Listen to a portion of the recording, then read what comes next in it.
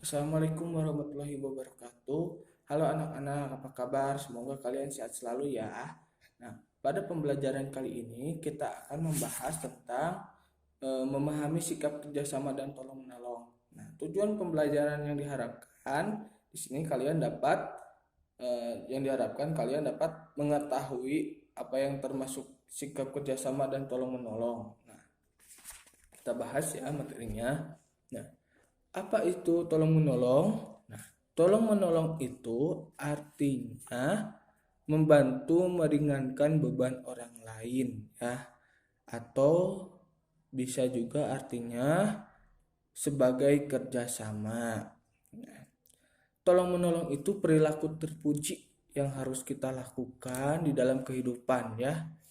Dengan tolong menolong, insya Allah amal dan rezeki kita pasti akan ditambah oleh Allah Subhanahu wa taala, terutama amal kita pasti akan bertambah ya.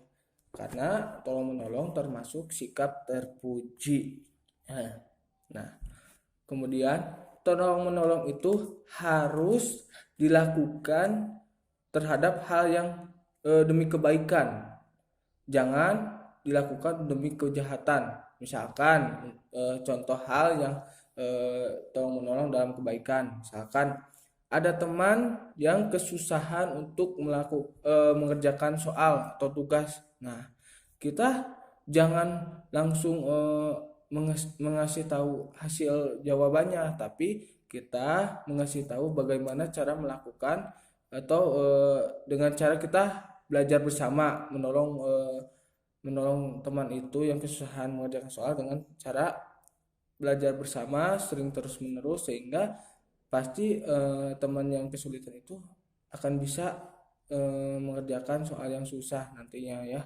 Nah, kemudian tolong menolong dalam kebaikan bisa juga misalkan ada teman yang terjatuh pas lagi sekolah, atau misalkan pas di rumah ada yang terjatuh. Nah, kita juga harus bisa menolongnya dengan cara mengobatinya ya. Nah, itu contoh tolong menolong dalam kebaikan.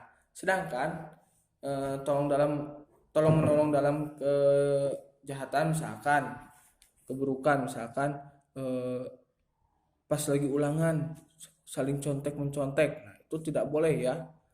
Pokoknya tolong menolong dalam keburukan itu intinya tidak boleh dilakukan oleh kita. Nanti juga kita akan dapat dosa dari Allah Subhanahu wa taala.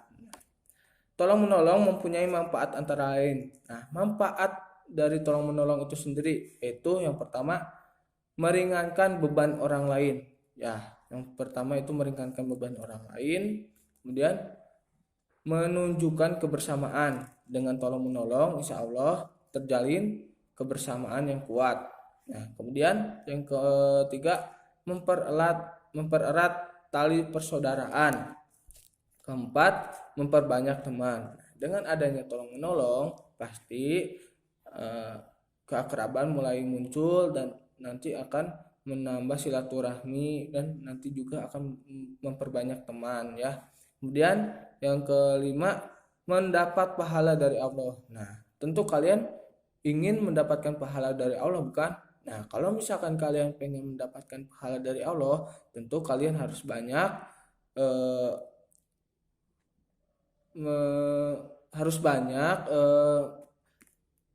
menerapkan saling tolong menolong satu sama lain terhadap teman, keluarga, pokoknya semua orang ya. Nah, kemudian yang terakhir, orang yang suka menolong akan mudah juga mendapat pertolongan. Nah, jika kalian suka menolong orang lain, tentu di saat kalian butuh pertolongan, insya Allah pasti akan mudah mendapat pertolongan lagi. Nah,